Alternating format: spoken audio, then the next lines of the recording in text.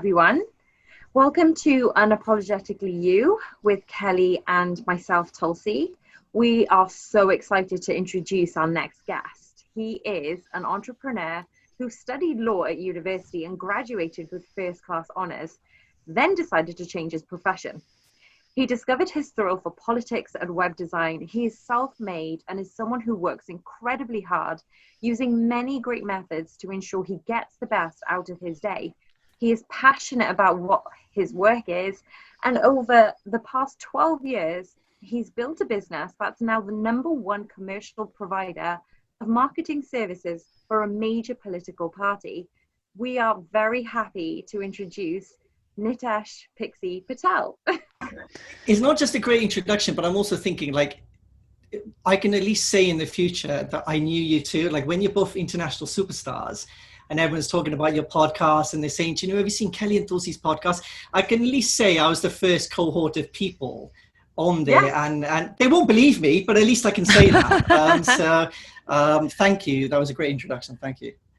It was a great introduction. I'm actually really excited to hear all about what that introduction just told us about. But I want to start, Pixie, with what made you pivot out of a law degree and into the direction of politics and web design? Was it a defining moment, or was it something that just came on you? I think with a lot of other people, where you look back at your life and you think there was one stage that led to another. But in my case, I would probably say it's a combination of my upbringing, accidental circumstances, and also deliberate action. It's kind of like a mix between all three of them. And so what I mean by that is that, so growing up, like with everyone, I had a hell of a lot of hobbies. So like Dulcie will know, and the other people in my life will know, I love music. So R&B, hip hop music, it used to be, now it's like indie and all sorts as time goes on, but music was a huge part of my life when I was growing up. So I'm an 80s child, but so were movies. So like as corny as it is, I love Top Gun, Beverly Hills Cop, like those 80s, seminal. Yeah, Top Gun is just the most phenomenal movie. And again, I could probably do like a 5-hour conversation on that alone. But so movies and music were a huge part of my life, but also technology. So I remember, I think I probably built my first computer when I was maybe 12, 13 years old. But I also maybe built my first website when I was maybe 14 years old. And it was called Urban Mixtapes. And anyone who knows me, it was probably illegal now. I remember that. Yeah, so I was, and it was thousands of people like using it every day back in those days. Stop it. Yeah, I was sharing R&B hip hop music every week. I was just creating mixtapes of where. Oh, I see what you mean about it being illegal. Yeah, like it was just because, but the MP, it was like the Wild West back in those days of like Napster and all those technology. But yeah, so like technology was a huge part of my life, music and movies, and I think what happened with me at the same time, like I grew up in a household where my dad was an entrepreneur. He had his own business for, I think, 25 years, electronics engineer. So I kind of grew up in that backdrop as well as being an electronics engineer. He was really big into politics. So there was always like political discussions going on in our house. He joined me into a political party at the age of 16. So I kind of, if you want to call it, I was groomed into politics from a very young age. So all of this was like a I don't know what you'd say, like a whole stew going on in the background of music, movies, politics, technology. And so what basically happened, and the reason why I chose law and then going forward politics and web design it was probably pure luck. Because my degree, I could have chosen computer science, I could have chosen politics, I could have chosen something like movies or music related, like production, or I don't know what, like any degree on that. The reason why I chose law in particular, so have you guys seen the movie Time to Kill? Have you seen I haven't. So 3 movies that influenced me at that time, and they literally, those 3 movies determined why I picked law, like literally that. So it was 12 Angry Men, like absolute classic. Time to Kill, based on a Grisham book, and The Rainmaker, also based on a Grisham book. As soon as I watched those 3, I was some idealistic kid who wanted to save the world, wanted to free the innocent. I've said, I've literally at a later stage of my life, I've gone into interviews, and when they ask, well, why did you choose law? I say, literally, I chose it because I watched these 3 movies and they impacted my life so much that I wanted to then study law in the future. And so the honest answer when it comes to that first part of my life of why I picked law and not computer science was just, I had a number of interests and I just went down that path. That was just the one interest that sucked me in. And so I went on to study law then.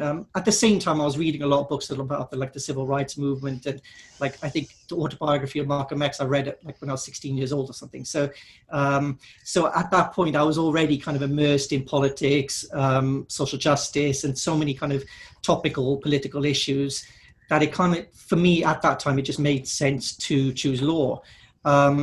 But going forward and then into kind of my present, so I studied law for 3 years, absolutely loved it. I love the study of the law. Even during the times where I literally, my heartbeat was, I was probably a walking heart attack half the time, because it was the stress and those, everyone knows, you guys will know, those final few months of the term where exam season is kicking in, courseworks are kicking in. I remember I used to go to sleep where my heartbeat was boom, boom, boom. Yeah. I look back now and I think that probably aged me 20 years or whatever it was. I would agree. But I accepted it, and so I went through the degree, absolutely loved it. My lecturers were amazing. I then graduated, I think it was around 2002, and then my life completely changed.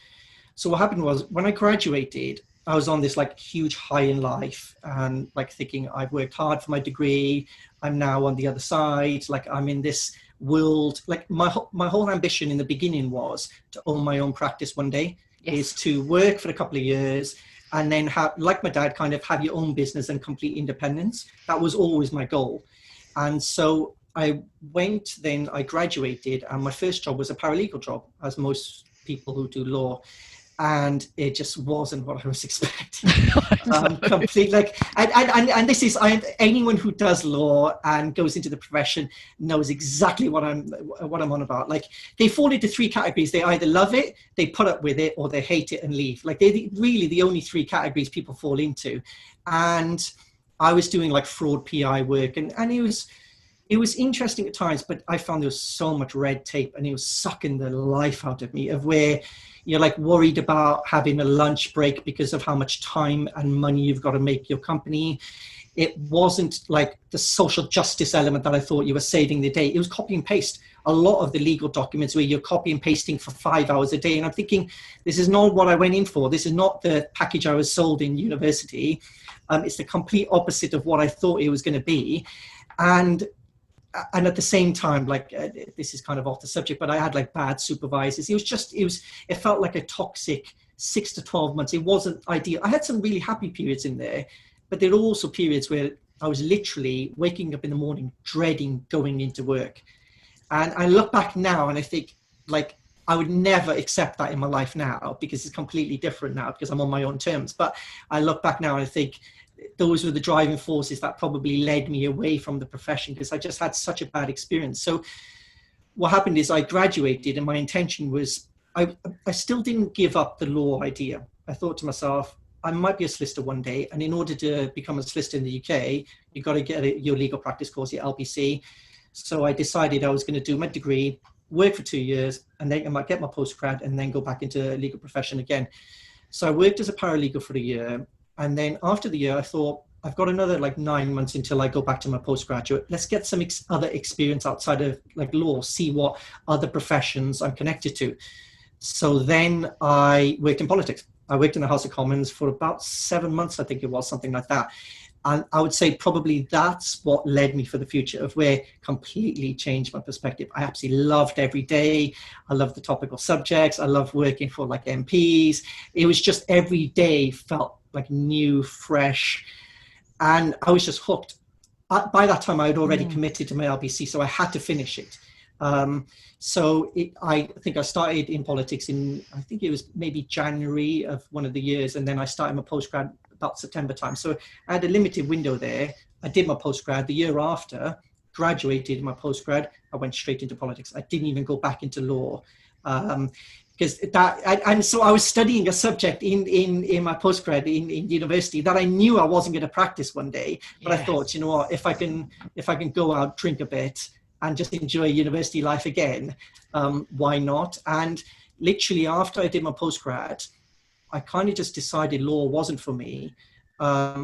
And I just decided, well, if law's not for me, I've got a blank slate with my life a bit, then I can kind of choose what to do. I knew I couldn't get back into the legal profession without like the formalities of getting a training contract and all these other formal routes.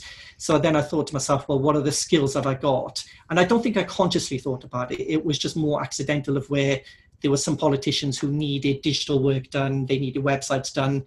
And I kind of just accidentally fell into it. Like I was the guy in the building who was able to help these people out. And then one job led to another job, led to another job.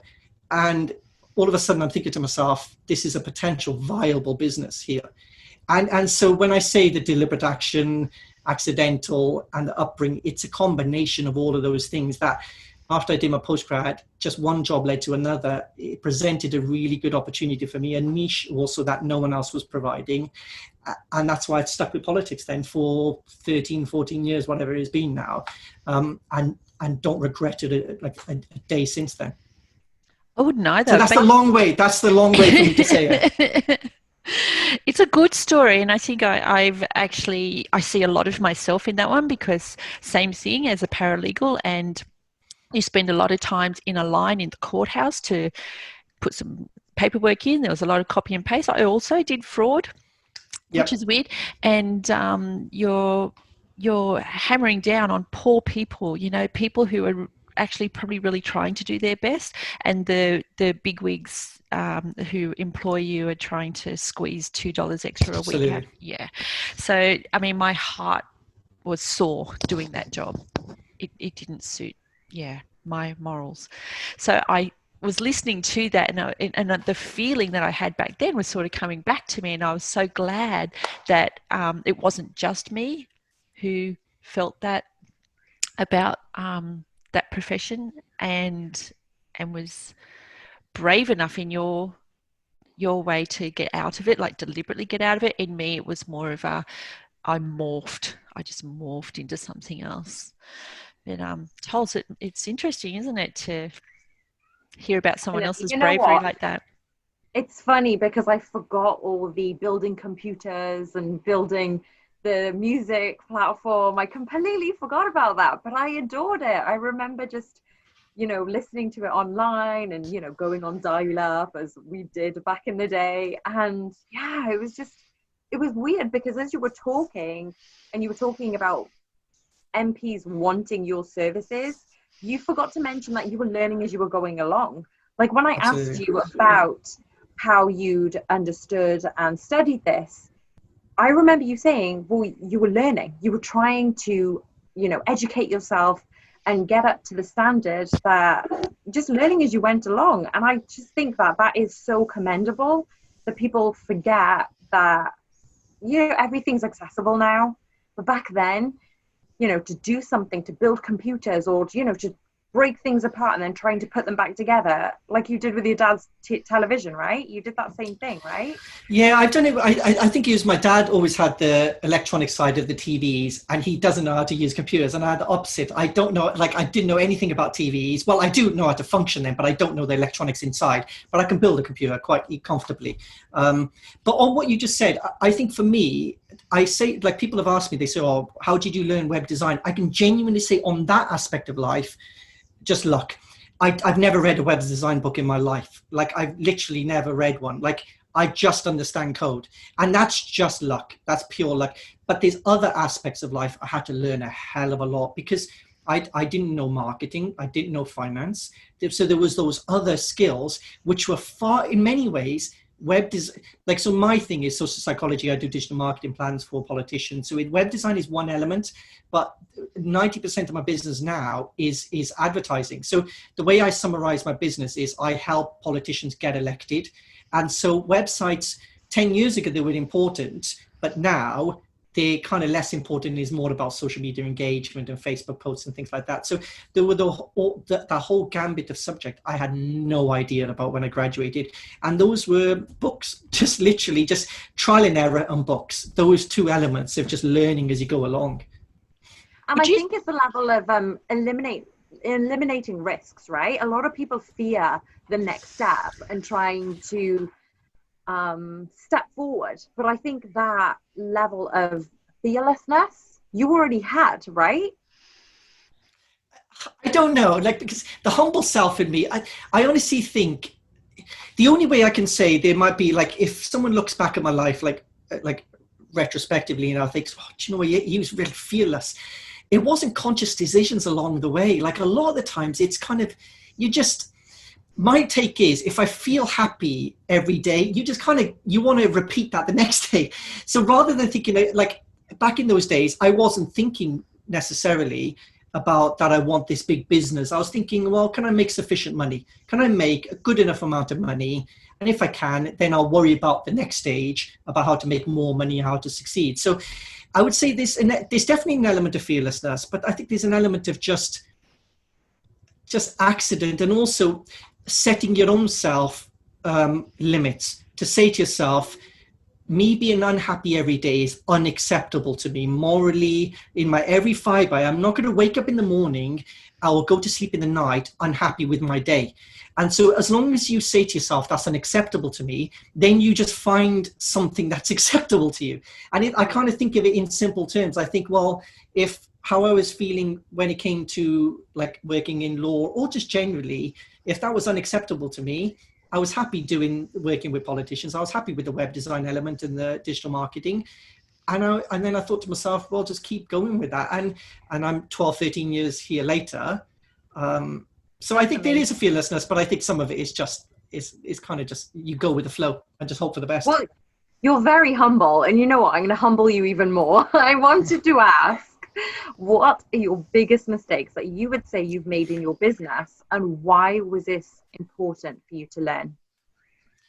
Okay, so there's a huge story behind this, and hopefully this kind of helps other people. So I would definitely say there's three big mistakes I've made, and they're clear mistakes. So my ego, not keeping that in check, and it kind of not destroyed my career, but it's limited my career up until a certain point. My lack of patience and lack of discipline. Okay, so there are three specific things. So I'll relate it to it, like I'll kind of go back in the day again, and it will make sense hopefully to everyone.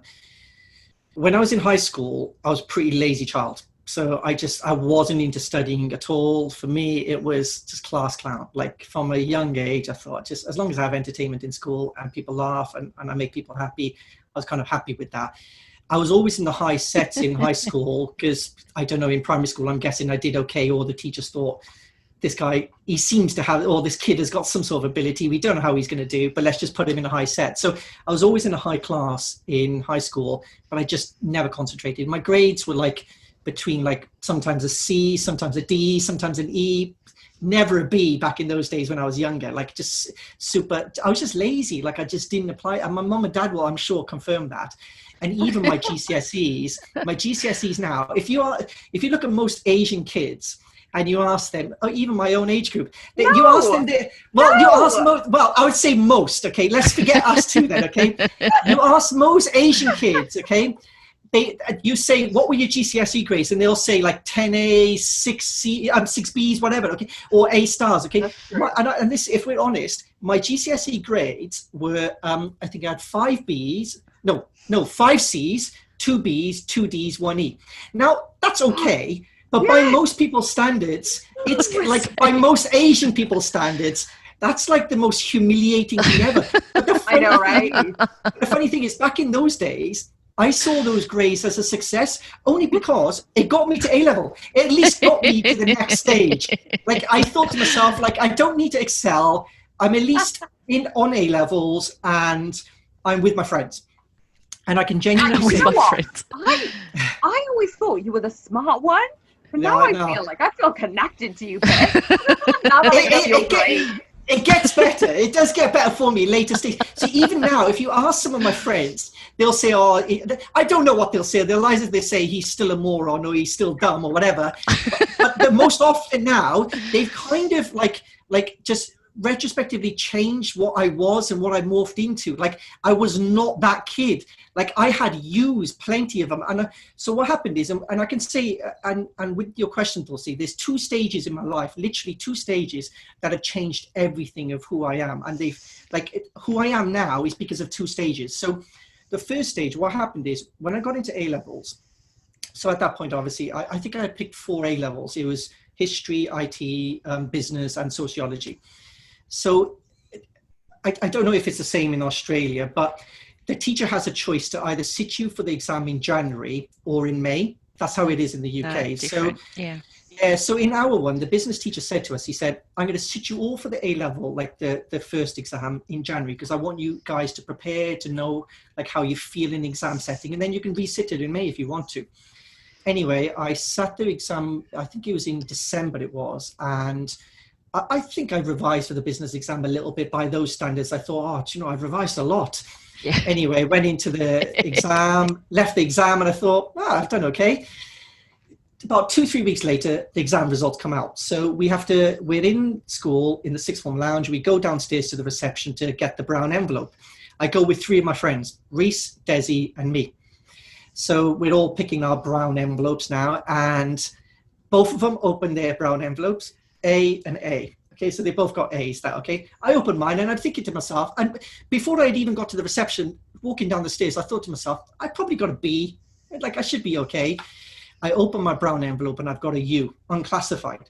So you can't get any more starker than that. You've gone from 2 people who have got an A here now, and me, the dumbass, has just got a U. And is that a fail?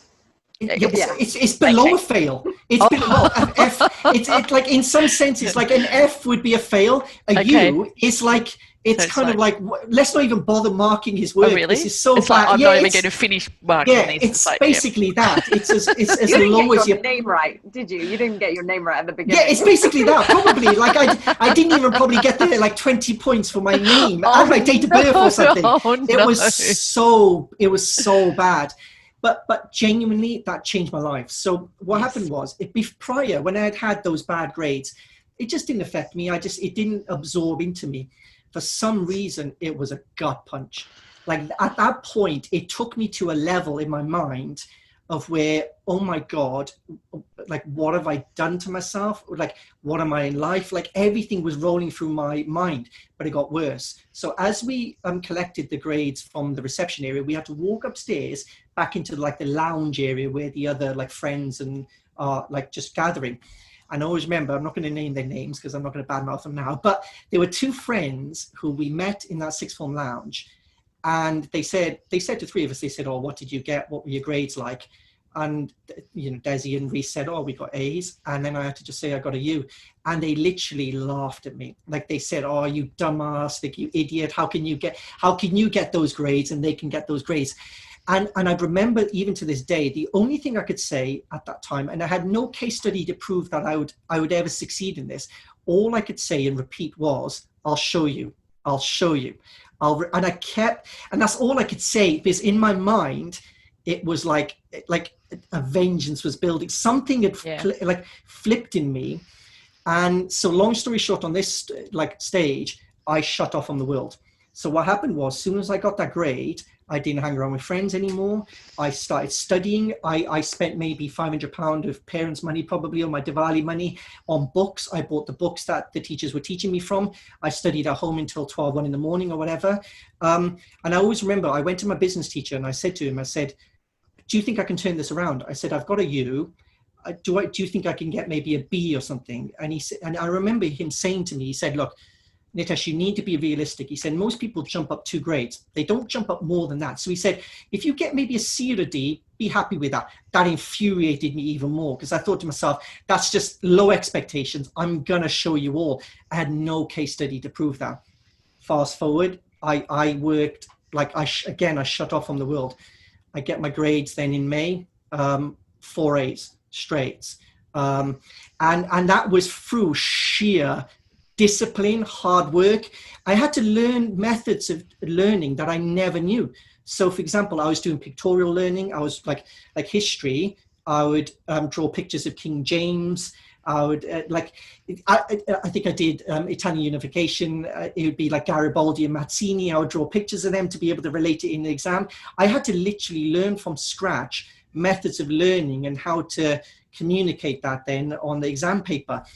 So when people look back on that first stage and think, oh, you know, he's always, no, I wasn't always clever, and it wasn't, I'm still not clever. I outworked people. That was strictly it. Like at that stage, I just worked hard. Like there was no like innate ability in me. I was just willing to outwork most of the people to just make sure that I did it. So, and that continued for 3-4 years. So when Dulcie said like how I did in university, at that point, education was like something I fell in love with. So I went from like being the class clown, not really taking an interest in it, to seeing it as something I am. And so my degree, I never saw anyone else's competition or anything. I just saw myself as long as I do the best I can do, that's all I ask for in life. And even to this day, like I don't factor in anyone else. I just literally just do whatever I can. And I did that. I did very well in university, and then things went wrong, which is the second stage of life. So I had in university a focus to get the highest grade in the year, and I met that focus. I had a singular focus, and it was humility that got me there, in the sense of saying every day I knew how to work hard. Nothing was going to be given to me. Like these exams were not going to come easy. I had to study my arse off in order to get those grades. Problem is, after I left university, I didn't have like an overarching goal. It was kind of very nebulous and very empty and very fluffy in some senses, of saying, I want to succeed in business or I want to succeed in law, but it wasn't defined in any sense. And the problem that happened was, even as I built my business over the past 10 years, I've done very well by most of the people's standards. But by my own standards, when I look back at the previous 10 years, other than last year when everything clicked into place again, I look at my time, and that's when I go back to my ego, lack of discipline and patience. I rushed the process. I was doing things like going out and drinking too much when I shouldn't have been. I was going to the cinemas in the afternoon when I shouldn't have been. It was just a lack of discipline. I was waking up late when I shouldn't have been. I was maybe getting 6 or 7 hours a day, like working. But when I say my ego, I think I believe my own hype. Like not consciously. I was never arrogant. I hope I wasn't. Like to say to others, you know, I'm a success or anything. It was very subliminal that I fed into my own bullshit. I fed into my own crap, that I thought, do you know what? You're like special. Like, so when Dulcie says ego is the enemy, or these other books that we've kind of referenced in the past, though that like speaks to me, because everything in that book was exactly what I was, and all the mistakes I was making, because I think I fed into, I didn't look back at the degree, and I didn't look back at the A levels and think what got me the success was hard work. Just only that. Instead, I kind of thought I was preordained towards success, and that just wasn't the case. Again, my business has done very well in the 10 years, but so last year what happened was, and it was a Kobe Bryant moment. So I was, and the weirdest thing is, it happened on January 2nd. So just coincidentally, it happened at the early year. I was watching YouTube, and there was a clip of Kobe Bryant, the sacrifices he's made in his career to work, like those ones where he would have 3 sessions in the day. He'd be in the gym at 4 o'clock. He's done 2 sessions before anyone's even started the first session. And something clicked in me. I thought, oh my God, I've wasted 10 years of not following that discipline, that hard work, because I believed my own hype. And at that point, everything, very much like the A-level era, everything in my life completely changed, of where I started diarizing everything. I started looking at productivity. It just, my whole life completely transformed. And who I am now is as a result of that seminal moment last year. And it's completely transformed, like the way I think of life, and just the discipline and the success. So I think that's probably the whole storied form of how I would explain that answer. I love that. That was very in depth, and there's a lot of things I didn't know about you, as I said, about the grades. So no, thank you for that honesty. Yeah, absolutely. And it's interesting that you actually could put three things together that has led to success and has also led to not a downfall but a U. Let's say it has led to a U. So when you say your business has been successful, how would you define that success? What does success mean to you? So I would say in two senses. So how I would have defined success, it's difficult because in the past 10 years, it's kind of, I would define success in very simplistic terms of money. I've made good money.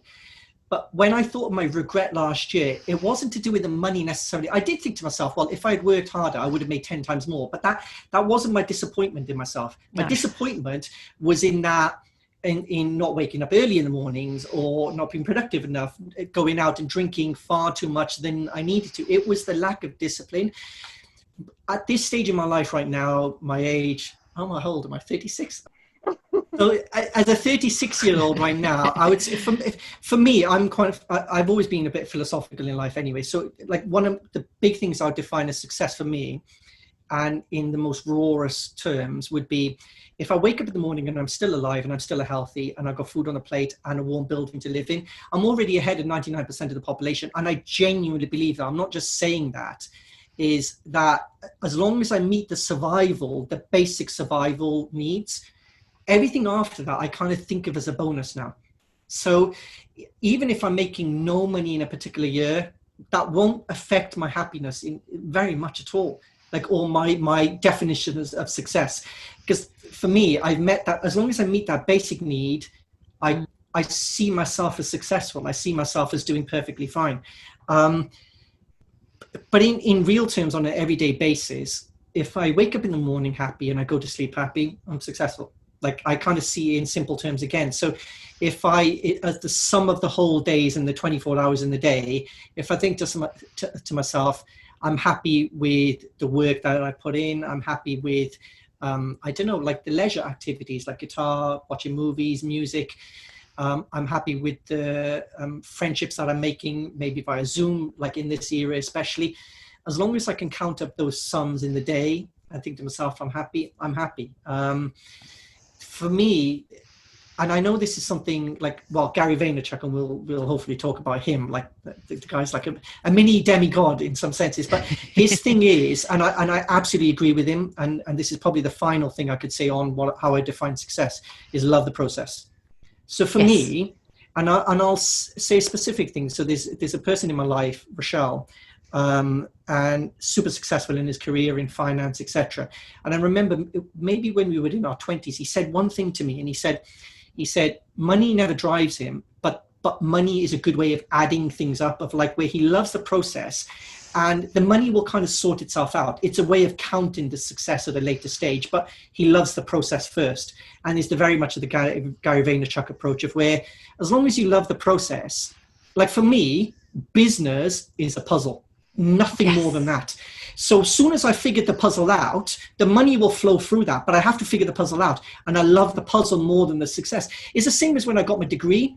And it's the same as now. My career is doing well now, but as soon as I win a contract, I never care. I forget about it. As soon as I got my degree, I didn't care. I maybe had 24 hours of happiness. After that, it was kind of like business as usual. So because I love the process more. It's not those rewards and those cakes and the I don't know, the gift vouchers at the end of it. It's, I love the process. So that's how I would define success, is just the day-to-day activities. If you love the process, for me, that's success. You and I were talking about Gary Vee before, weren't we? Because we've been discussing it quite a lot in our personal discussions. But the thing is, I get the love the process part of things. I get that you should enjoy what you're doing. And we're quite lucky that, and you too, Cal, we are all lucky here that we're doing what we love. But do you feel that there is a fine line between enjoying the process and then being obsessed by it? Like in our line of work, having the personal motivation and the dedication can border on obsession, but what creates that obsession for you, and how can other people manage that obsession without going too crazy? It's difficult to answer that, because I would say in the practical terms, if you step back from what, like the day-to-day activities people are doing, whether the sacrifices they make. So for example, if I'm working 12, 13 hours of the day and I'm not seeing my friends and family, people can step back from that experience and say he's obsessed, he's completely devoted only to his work, and there are sacrifices to be made. The problem is, for me though, those people are seeing it from a very kind of, I don't know, you'd say an objective standpoint. From my subjective standpoint, I would say I'm not obsessed. I just love what I do. Like, I think the problem is sometimes is the term obsessed is seen as a negative rather than a positive. Like in some cases, there's no doubt, like if you're working, like burning the candle on both sides and you're not getting enough sleep, maybe you're not getting enough food, like you've got health problems, then yes, it's gone too far. But my take is, if you love what you do, and that naturally you'll become obsessed. You'll love doing it every day. And if that's defined as an obsession, then my take is, so be it. It's kind of like that. And I think the problem is sometimes it's, in a business sense, people see obsession when it comes to some careers, and in other careers they'll say, oh, that's amazing. So for example, if my obsession was to raise charitable donations every year, so to raise hundreds of thousands of pounds for a charity, people would say, oh, that's a great obsession. But if I say my obsession is to make £1 million in a year, and I'm working 12 hours a day, they say, oh, don't you think that's that you've gone a bit too far? and I think, and so for me, it's very subjective. My whole life is subjective, of where I don't really factor in other people's opinions in very much, of where, as long as I'm happy in the day and I think I'm going along the right path, doesn't mean I shouldn't be accountable to others. I'll listen to other people's opinions, and sometimes I may not listen to it for 1 week, and 6 months later I'm thinking they were right. Like what the advice they gave me, that's happened plenty of times. If we're close friends, have given me some advice, I don't listen to it in the moment, and then I think 6 months down the line, no, they were right on that. I'll reshift my life. I'll like shift things around, and I'll hopefully be, I don't know, I wouldn't say less obsessed on things, but I'll kind of get a balance in life of some sort. So for me, obsession, like, again, is about loving the process. I don't see my life as any sort of sacrifice or negative. It's only a negative if people subjectively think, do you know what, he should be married at this age, but he's not. Yeah, but you haven't asked me whether I'm happy. You haven't asked me what I want. If you ask me what I want and then I cry and say, oh, I'm unhappy, then fine, let's take it from that process and that from there. But for me, obsession, I think it's a good thing. But there are limits, there's no doubt. Look after your health. Like, it has to be mental health, whether it's mindfulness, whether it's I don't know, meditation and fitness in the morning, whatever you need to do. Look after your body, but otherwise be obsessed as much as you want. Enjoy it. Yeah, great definition, and the way you've separated the two. Very fine line, like Tol said, between obsession and overworking. And I feel like you've actually answered what I'm going to ask you next, but you have a lot of learning from lots of different businesses, your own, and probably the people you work with as well, and draw knowledge from all different industries. So this is the part I think you've already answered, but what I want you to do is bullet point for me the 5 elements that you think startups should do before anything else. Okay, so I would say the first one would be show willingness to learn. So always educate yourself, whether it's learning from your mistakes, learning from your deficiencies in your life, in experience, qualifications, whatever they may be. Second one, which relates to me in particular, was always stay humble and keep your ego in check. And that second one normally comes into play when you've succeeded in some form. So normally people are humble in the beginnings, like most NFL teams, and then whether you're New England Patriots or any team, like as soon as you gain some success, no one ever thinks it was a team effort. They always think, I was the special one. And unless you're a Tom Brady type, and even Brady would be humble enough to think it's a team effort, as special as he might be. And so I think definitely stay humble and keep ego in check. The third one would be, and this is a very strategic one, it would be show a willingness to prepare and plan for success. So that's a very methodical approach to things. So whether it's like keeping a diary, keeping a to-do list, do your job strategically. So not just like all the ideas in your head, write them down. Write down when you want you meet your deadlines, what time you've got to wake up in the morning, like down to the finer details. So his strategy would be the third point. The fourth point, and this is a big one for me, and where I see a lot of people who fail in business, is don't fear failure. And actually, not just don't fear failure, but welcome it. So actually actively welcome it and relish it.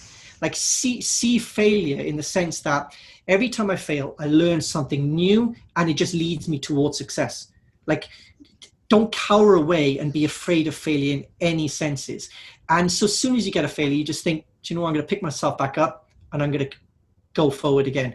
And the fifth one would be complemented. The fourth one would be to say just a relentless desire to keep going forward towards success. Just don't give up, no matter what the obstacles are, no matter what other people tell you. As long as you do it with humility, and as long as you're learning through the process, and you're not just like essentially winging it arrogantly, it will come. The success will come at a later stage. It's just be patient with the process. And I think I didn't put it in there, and I obviously answered it elsewhere, but I would say the end one, which is the sixth bonus one, would be patience. Just be patient. Because this is not a quick, like, that's the one thing I failed on multiple times, that I had businesses in the past that were potentially worth, like I say now, but worth millions, but I messed them up completely because of lack of patience. Because I wasn't patient in the process of getting sales. I wasn't patient in the process of building trust. I tried to rush the process along, and I failed. Like I just didn't get the results that I needed. And so patience is a huge factor in that. And would you say when you lost those contracts, it was because at that stage you weren't loving the process? So you were rushing the process, you weren't loving it? You learned to love it? Yeah. Yes. That's actually like, I never thought about it that way, but that would be the absolute result. Yeah. I think at that point it would have been, I was attracted more to the results at the end rather than loving the process. The past year and a half has been loving the process more, and it's loving the process in the same way I did in my degree, same way in my A-levels. I love that, getting down on a piece of paper, drawing King James. Or in my degree, I had a different strategy. I would learn things parrot fashion, so I would be able to learn 50 to 100 pages word for word. I would know remember it. Yeah, so I could my whole degree was parrot fashion, so I knew books. I could just memorize books like with law. You have to, like easy, yeah. And so, but those were things you just have to look. But I love the process then. Whereas in that middle stage of life, when the ego kicked in, it was loving being attracted more to the success and the results rather than absolutely, as you said, the process. Loving the process. But then when you get the success anyway, or the result that you were aiming for, it's like, now what? So that's why you have to love the process, or see what's on the other side of this so-called success, because otherwise it's kind of, you're in limbo, aren't you? You're just left in limbo. Absolutely.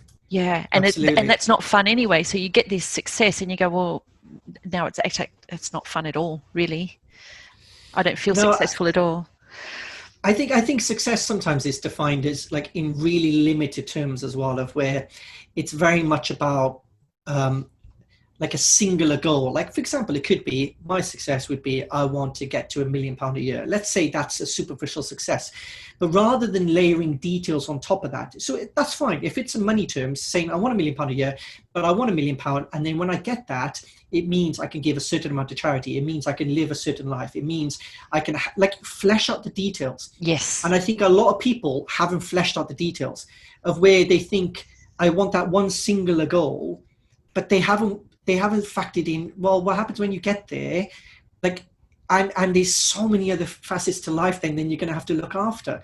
And I think that's the problem with, when I look at my success now and how I define success, I look at it in very broad terms. I don't look at it in money value very much. Like, my take is the money will flow. I'm not worried about that. I just want to know, am I going to be happy in my life? And am I just living that life that I want? And it could be traveling the world. It could be living as a digital nomad, like whatever I feel like, as long as I got the means to be able to do it and I'm happy, I'm defining success for me in those terms. Yeah. I agree. It's more like you want your goal, your success goal, so that I want this so that I can, and then you flesh it out that way. So, I want my law degree so that I want to get this contract so that I can donate. And like you say, you can live your life on your terms. The so that's are the terms that you want this. You are prepared to work hard for this goal, but that goal can't be the end thing, because in the end it's like it's a nothing. It's a crossroads, and if you haven't prepared for those crossroads with your so that's, it doesn't make you happy. I'll say one final thing on this, and hopefully it'll help some people, is that I think we can connect success and happiness in one clear way on this. So when a lot of people, when they say, once I get to this stage in life and I get, whether it's money or a position, I'll then be happy. Like that's why when I said earlier, like my definition of like being happy or success, however it was defined then, is survival. It's basically like, as long as I meet that first stage, and even if I don't meet that first stage, I'm sure I'll still be happy because I'll just strive for survival. As long as I'm in a warm building, I can eat, and I've got a roof over my head, I'm healthy, I'm fine, and my friends and family are healthy. But other people are like, well, when I get this job, I'll then be happier, or my life will be made. Once I get this amount of money, and it's an ever-moving goalpost, because it's just going to be, as soon as you get there, you're just going to have something else. And so be careful what you sell yourself on. Of where my take is just define it in bigger terms of just the quality of the life that you want. And more than anything else, of my end to this stage, you can be happy now. That's as simple as that. Like it's a choice. It's a choice. It's purely a choice that you can decide in this very moment, I'm going to be happy, and everything after this is pure bonus. Yeah, sure is. God, I love that. That was more than 5, but that was 7 excellent bullet points. Thank you. Right, no problem.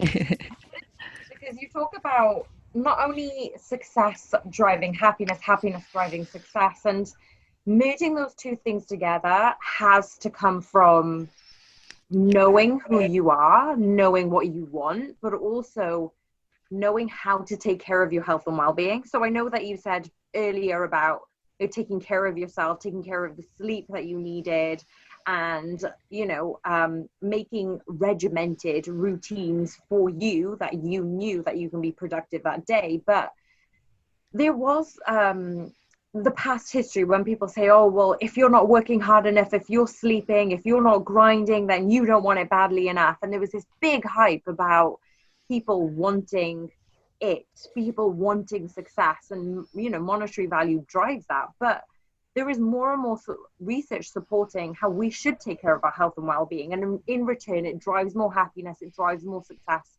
as a continuum. But how do you see your health and well-being within that continuum? Where do you stand as a person who owns their own business, trying to protect your health and well-being, especially when you are really enthusiastic, you're passionate, and you love the process?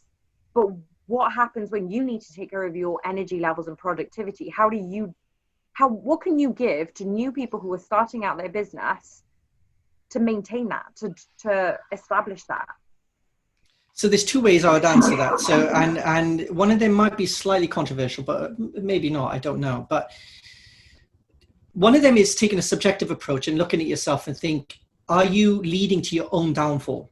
So I'll be very specific with my example on that. So prior to this, again, business is done fine. But if I look at the bad mistakes I was making in terms of waking up late, going to sleep late, going out and drinking too much, being hungover the next day, at that point, if I was like feeling stressed, or my mental health in terms of the business sense wasn't doing very well, I could easily take an approach to say, oh my God, I'm stressed in work. Or I could take the mature approach and think my lifestyle is awful.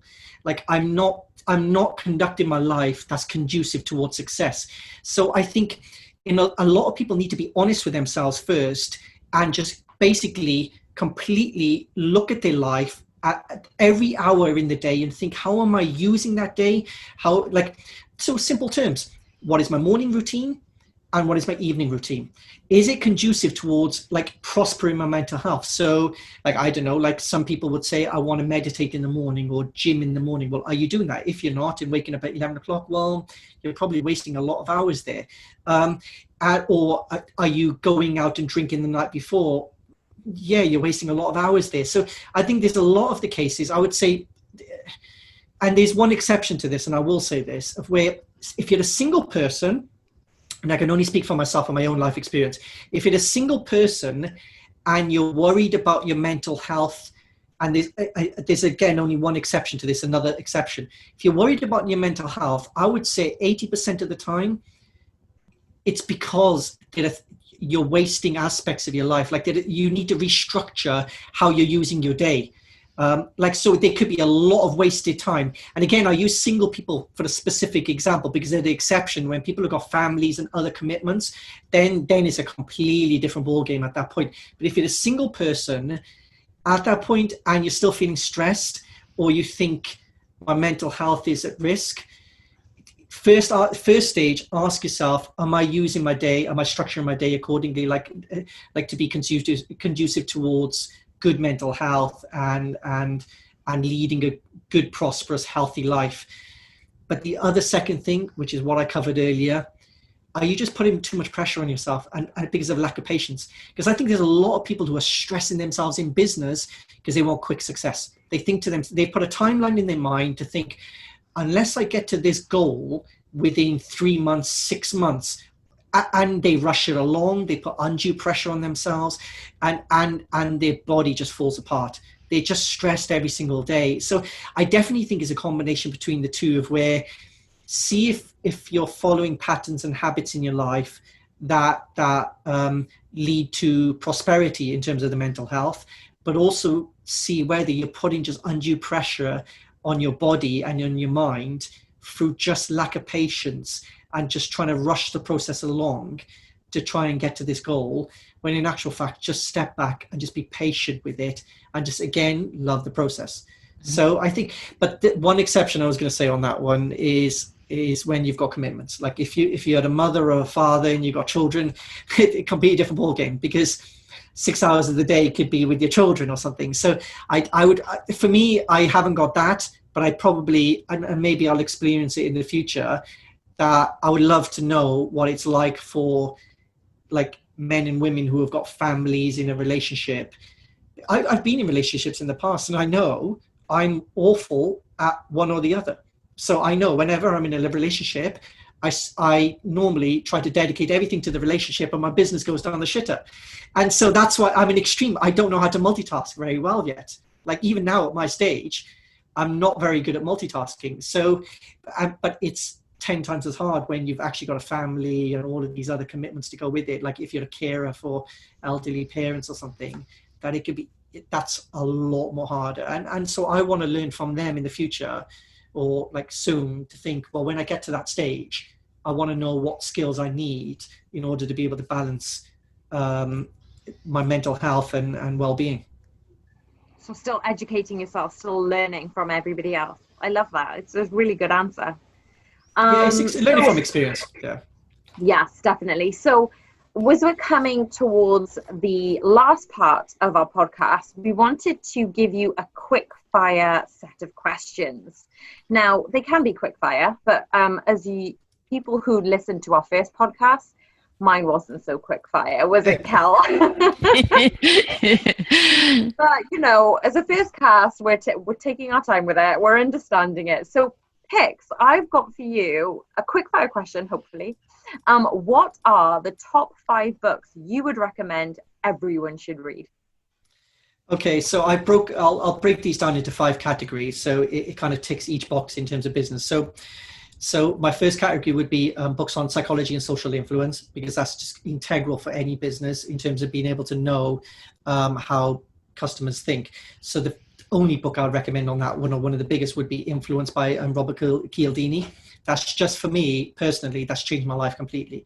So there's multiple other books that have kind of got close to what he did. But yeah, Influence would be the first one in that category. Second category, I've already mentioned ego is the enemy, so I'm not going to mention that again. So I'm not going to waste my credit on that. I would probably say, and again, another Ryan Holiday one, I'm not going to mention Daily Stoic, which I've already wasted on that. I would say The Art of Happiness by the Dalai Lama. I'd say The Art of Happiness is a really good book on life and philosophy for people to live a pretty balanced life and just to get an overall perspective. So that's book number 2. Book number 3, I would say Indistractable by Nir Eyal, in terms of productivity. So that one, in terms of, especially in the era that we're living in, like social media distractions and Facebook and Instagram and wasting times, that book does it, I would say, better than most of the books. Like Atomic Habits by James Clear is also very good, but I think Indestructible is probably one of the best to break down the psychology of why people get distracted more than like what you should do. It's more knowing the triggers. So that would be book number 3. Book on finance, Rich Dad Poor Dad, bestseller, international bestseller. That's an easy recommendation there. And the last book, I'm going to do a personal recommendation. So I would say that's nothing to do with business, but it's to do with life. I'll say Autobiography of Malcolm X. Like for me, Autobiography of Malcolm X, there are loads. Like, for example, Can't Hurt Me by David Goggins is probably another one that I'd recommend. But Animal Farm, I'm sure I would also recommend as well. Like, there's some classics, but for me, Autobiography of Malcolm X would be one I would definitely recommend to people. Okay, loads for me to read there. Have you read many of those, Tols? You probably have. Some, not all. So it's definitely going on the list. And for those who missed some of that, we will be putting it on the bio in the description below. So yeah, and you'll go on the Instagram as well and the Facebook. Yeah. All right. Now, this is interesting to me. What online tools or apps would you recommend for entrepreneurs and businesses to use? Because I'm forever just scrounging around trying to find the best, and I just look up, testimonials on stuff. I just want the expert's advice. Go. So would this be like productivity apps or any apps that I use like in my life? Is that what you mean? Yes. The ones that come to mind that are most useful. Okay, so the first one would be Emma. It's a strange name, but Emma app. So Emma. It's phenomenal. It's a finance app. So what it does, so in my life, and I imagine most entrepreneurs and businesses, they've got so many business accounts, and not just so many business accounts, they got so many expenses coming out, like of where is Netflix to subscriptions or like business related expenses. Emma is a phenomenal app where it consolidates all of your bank accounts into one, and it also tells you where those payments are going. But more important than anything else, it makes tax returns easier because you can categorize those. So if an expense comes out, for example, from a service like Upwork, where you can deal with freelancers, you can categorize it as a business expense and put a tag on it. So when it comes to tax returns, you've already pretty much done 90% of your tax returns. You know exactly what was entertainment. You know exactly what was business expenses. So Emma app, in terms of the finances, it's a phenomenal app. Really? Just spell, is it like Emma as in? Emma, as in the name Emma. The name. Yep. Okay. Yep. Perfect. Yep. There are loads of other rivals, and I'm sure they all do the same. But I've used. You love Emma. Like we 10. love Emma. Yeah, Emma. I love Emma. So, second one would be To Do by ZenKit. So I don't know if Dulcie or Kelly, have you ever used an app called Wunderlist? Nope. You told me about it, but I haven't downloaded it yet. Yeah. So Wunderlist was phenomenal. Microsoft bought it a couple of years ago, but sadly, it was like shut down a couple of months ago by Microsoft, and they've like joined it up with their other to-do service, and it's just awful. But thankfully they saw this company called ZenKit saw that there were millions of Wunderlist users, and they've literally replicated it. Like they've replicated everything, the advantages of what Wunderlist did, ZenKit To Do does. Basically what To Do does, you can categorize and put all your to-do lists. So every day you can say, life, I got to tick these things. My morning routine. So if you looked at my list, it's extreme, but I know exactly what tasks I've got to do in the day. I know what my morning routine has to be. And the satisfaction is ticking each off. So soon so if I say I got to get up at 5:30 in the morning, tick. If I say I've got to declutter my room, tick. And so the good thing about ZenKit, or To Do by ZenKit, it's a to-do list. It's just a really good task list where you could and that's the planning aspect of what we were talking about earlier, of where you could just plan every single aspect of your day. I'm going to limit I'm only going to do 3 more. Okay. So the one which I would say is key, and it's something we touched on earlier to do with learning. So Blinkist is probably one of the, I would say for me, the top 5 apps ever made, like services. So what Blinkist does for me, I don't know how many books I've read in my life, but Blinkist summarizes books, like non-fiction books, like business, finance. And I was skeptical in the beginning. They'd been around for a couple of years, and I thought, well, how much justice can they do to a 300 book within like 5 like pages or 6 pages? I've compared the books that I've read in full form to Blinkist, and it condenses it down phenomenally. And you can get through 20 books in a week through Blinkist, because it does it within like 6 pages. Yeah. So you can. Is it like a hybrid version of a review, basically? No, it's basically just a condensed form of a book. So what they do is they get non-fiction books like a product, like Rich Dad, Poor Dad, or any of these books that I've mentioned. Like I've read the full form versions, and then I've compared it to the Blinkist versions. And the Blinkist versions, like Influenced by Cialdini is a prime example. That book is like the Bible for me. I've compared it to the Blinkist version, and it's bloody good. Like and again, I was really skeptical. For me, I've always been about buy the book, read it, like absorb it. Blinkist has changed my life. I'm able to, like, I don't know, maybe in my life I've read over 300 books on marketing and finance and productivity. Blinkist has been a huge part of that, of where you can read those, and what they call them is blinks. So they say like 6 blinks or 7 blinks. You can read 10 books in the week, like 10 like Blinkist books in the week. You're not going to get through 10 books 300 pages long in the week. It's impossible. But if you use, and Blinkist is, I think it's about £6 a month. It's not expensive. It's worth every penny. Like it's absolutely worth every penny. I can tell how enthused you are about it. Oh, I'm gonna. He has shares in it. Well, I should do, actually. Do you know what? I don't know how much their share value is at, so I'll see if I can afford even a single share. So, so Blinkist, I would definitely say. I'll end it with the final one and then one bonus, so I'll be cheeky. So, Journey.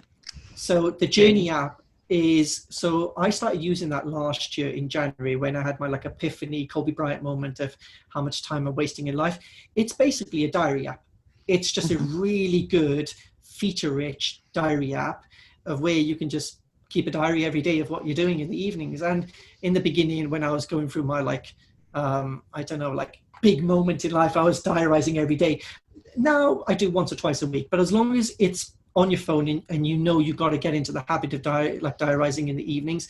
And I know this was something I think, Dulcie, you covered in your first podcast about keeping a diary, and the importance of that. And for me, it's exactly the same. Is like the Journey app does that for me, of just keeping a diary.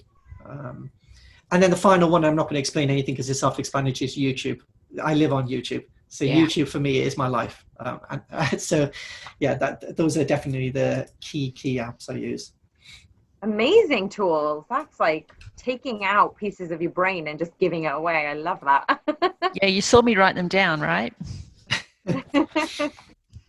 Okay, so can you name, because you seem to itemize everything and you've got a lot of tools under your belt that you can use to manipulate your day and manipulate your productivity in your business. What are the 3 habits you've created that enable you to stay focused and hungry each day? So the habits that are formed in, if you want to call it like the good part of my life over the past year. So the first one would definitely be waking up early, like having a morning routine. And I say that from the point of view of where prior to that, I was an evening person. I was one of those people that like was espousing the benefits of working in the evening. No, I'm all about the mornings now. For me, like if I get up at 4, 5 o'clock in the morning, that for me, making like coffee in the morning and the silence. So the number one thing I would say, not just waking up early, but having a ritual and routine. So waking up for a specific purpose, and it shouldn't have to be business purposes. It could be just mental health. It could be the meditation. It could be just reading, listening to music, whatever anyone wants to do on that. So number one is definitely that. Number 2, I've already touched on it, so I'm not going to explain it too much. Is just keep a to-do list. So use like tools like To Do by Zencair, but not just for business purposes. Also have a to-do list for your leisure activities. I agree on that like one. when you go to the gym, when you go to the cinema, when you see friends, like as much as humanly possible and realistic, fit in as much as you can in all of these elements of your life into that to-do list and into your task list. And I think that can push you along towards success in the widest possible terms. Absolutely agree. And the final one is an easy one because it's like it's have an evening routine. Basically, it's just have a specific evening routine of, and I don't always follow it, but I know what my evening routine is. I have certain music that I want to listen to. Like if you just type in sleep music in YouTube, you'll have like oceans like going in the background. Just have an evening routine that gets you in the right mindset. Some people might have baths. So like I do gym about 7 o'clock every evening, like most days. Like I have a specific things in the evening that I have to do. And so I start well and I end well. And my take is, as long as I start well, and I start well, the middle will look after itself, and I'm going to end well probably. So it always comes down to that number one first thing is have the morning routine, start well, and the rest kind of flows through the day then.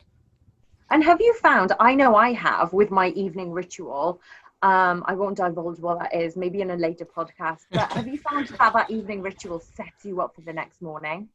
And if you don't go by it, like it kind of disturbs you. It's almost like you've set in stone, whether it's your next day's intention, all these different things, that your evening routine, cyclic effect into the morning, and then that morning takes you over into the day. Do you find that with what you do with your habits?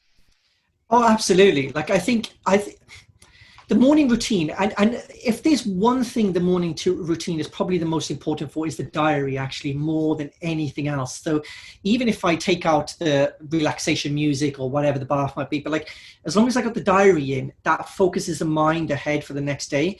The only thing I would say is, and I imagine other people are finding this in this era or this time, especially with the coronavirus, I found it very difficult over the past couple of weeks. Like I genuinely found it really difficult to stick to my morning routines. Like it's been very sporadic. Like the work I've got in the day has been great. So I've got no regrets on that. But I've always have a little bit of regret. And I think, I woke up at 7 o'clock today. I should have got up at 5. Or I woke up, I'm still getting up early. I'm still doing enough. But I kind of kick myself a little bit to think, and I kick myself for one reason, because I love that morning. Like I love, like whenever I get up at 5 o'clock, I'm listening to those, I don't know, Denzel Washington motivational videos, and I have my coffee and cappuccino ready. So I love those. And when I don't get those, I think, oh, I wish I did have those. But I think it's been, I don't know if others are having the same problem of where the heat, and I'm not going to say much about heat because Kelly has it even far worse than the rest of us in Australia. So we've got first world problems with heat here, but I find it really hard to wake up. I'm a winter baby. Like I wasn't born then, but I was born in February. I prefer winters because I can get up easier. I find when the heat is out, it's really hard to get up in the mornings. And that's the only struggle I found. It's very hard to sleep. Yeah. Oh my gosh.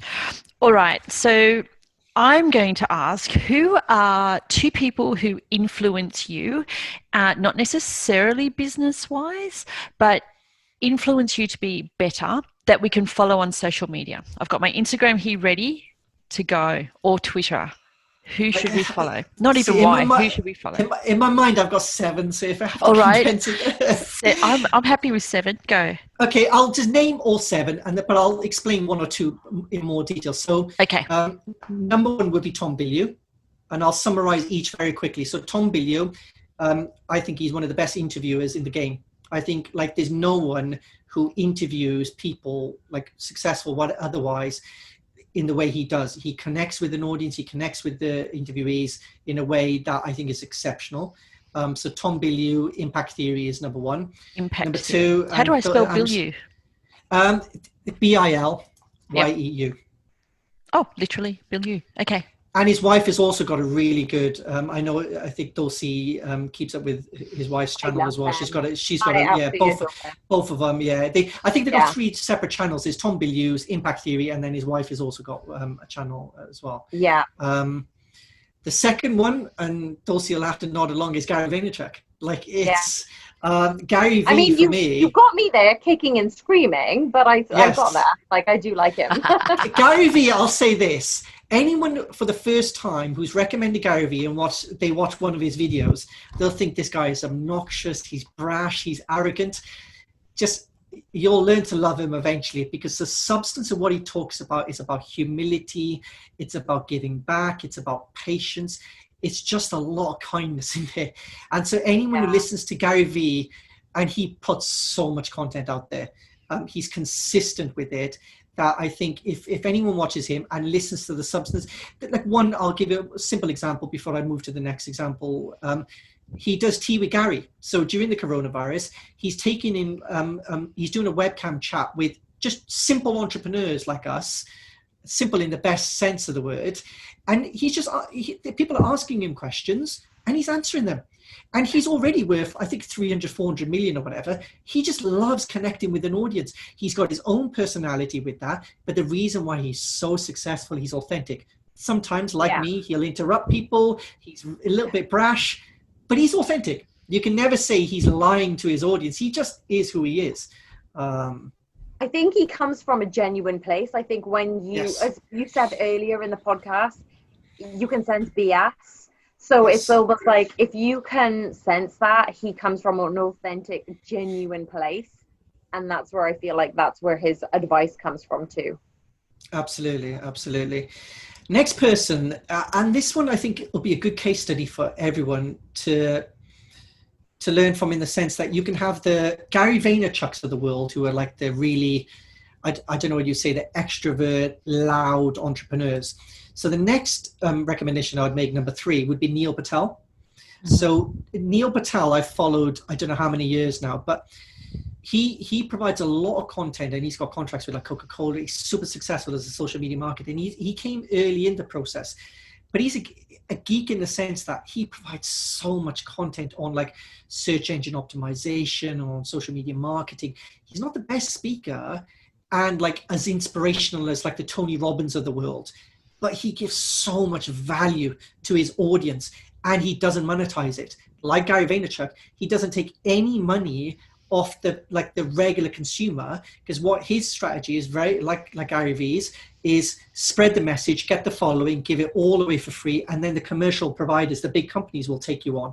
And Nir Patel is one of the prime examples that you don't have to be this phenomenal speaker, just offer realistic value, and the audience will love you eventually. Like some of his blog articles are like 15 pages long, where you could probably charge £1,000 for the advice. Like some advice in his articles, I've actually charged thousands of pounds for that for that advice in the past. But he offers all of that for free, and I think he's phenomenal. I think he's a really good case study of, you don't have to be flash, just be valuable. Next one, I'm not going to explain too much, Ryan Holiday. We've already obviously explained, like, ego is the enemy, obstacle is the way. He's just really good on talking about philosophy, life, and it gives historical context to whatever we're going through right now. We're not special as a human species. Like, whatever we think, everyone's already had their heart broken in their life 2,000 years ago, 10,000 years ago, 50,000 years ago. What we're going through in our life is nothing special. And people like the Ryan Holidays give a historical context to this, of where they use examples of people during like the Roman Empire, of these, like Marcus Aurelius, people who were in charge of empires and the struggles they went through and how they overcome struggles, and people who were backstabbing them. And they're great lessons and a great context to think, whatever struggles we think we're going through, people historically have gone through the same. And Ryan Holiday is a great person to kind of introduce people to that whole realm. 2 people, I'm going to limit it to 6 actually. 2 people should go on YouTube and check out Matt Diavella. And then the number 6 is Ronald L. Banks. No one will know who they are, or very few people. They're a new age or new era of like social media entrepreneurs, in the sense that, and we've all probably seen it, do you know when they say like 5 ways I live a minimalistic life? Do you know those people who summarize those videos? I found those 2 are phenomenally good at it. And they're the ones who I kind of trust with it seems to be steeped in knowledge, learning, like there's a foundation behind it rather than just making it up as they go along. And I found, again, Matt Diavella and Ronald L. Banks, they're two entrepreneurs I probably listen to once or twice in the week consistently, on how to live a minimalistic life, on what to prioritize in your life, keys to happiness. And they do it in a really effective way. So that's my 6. So yeah, I got rid of 1. That's amazing. I can't believe how much we've gone through in our podcast today. Like, we've discussed your background, the biggest mistakes in business, how you define success, obsession, your health and well-being, and huge tips for everybody who is currently business people, startups, whatever they are. You've given so much knowledge about this. So I know that I'll speak on behalf of Kelly when I say thank you. Like, this has just been such a big learning experience too. Like, there's going to be lots of books that we're going to have to read, right? Right. Yeah. Well, I'll go back to what I said in the beginning, like, thank you both, because again, when you're international superstars and I need to ring you both for whether it's advice or like a platform, I'll be ringing you both. Oh, we'll pick up. It'll be good. Good. I'll hold you to that, Kelly, right now. It's, when you see the lights, camera, action, we don't know how celebrities turn out then. You just don't know how fame turns out. Oh, you two, you crack me up. So we always end our podcast now as, who would you like to hear from next? So we're going to ask you basically, who would you like to hear from on our podcast next, and why would that be?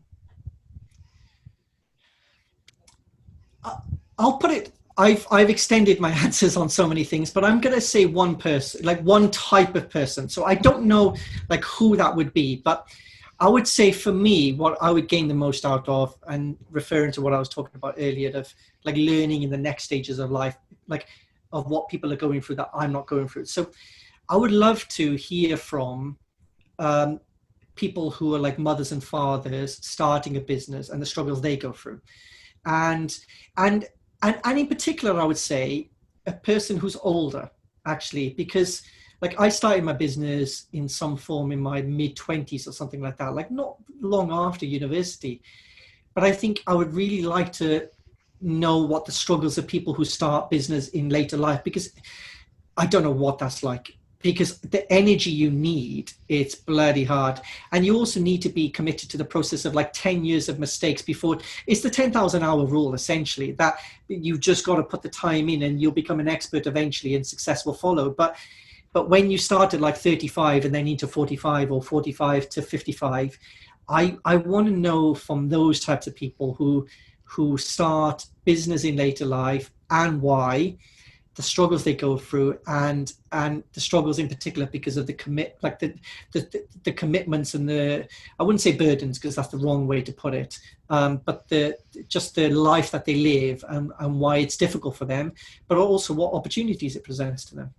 Yeah, absolutely. It would be interesting to me too, actually.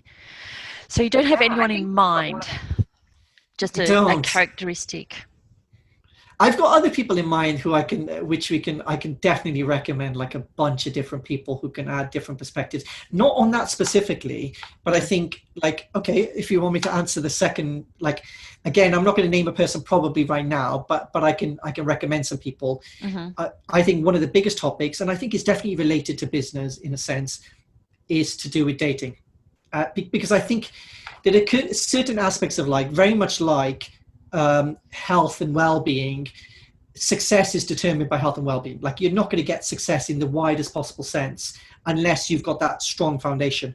And I kind of think to the same overall, not that happiness is defined by a relationship in any sense, but I think all of us can add something about like the modern era to do with online dating apps, etc., about what struggles they come, like what struggles come into place with how we're living our lives, with what's going on in this era of social media and the negativity or the positivity. And I think there's a lot of women and men who could probably add a lot of experience on that, of saying, well, my the way, particularly in places like London, like any cities, whether it's Sydney or any of these cities, those places, you've got to get up at like 5 o'clock in the morning, travel to work, you're home by 9, 10 o'clock. There's no work-life balance in a realistic sense. So I think it'd be really good to hear from people who are trying to balance it, struggling a little bit, but the struggles that they go through in terms of, again, dating and trying to find that match, or the one, however you want to define that. That is interesting as well. And what we will do later is get some names of people that you can put us into contact I could do that. with. I could do that. Yeah. Where can we find you? Are you on social media, or is that?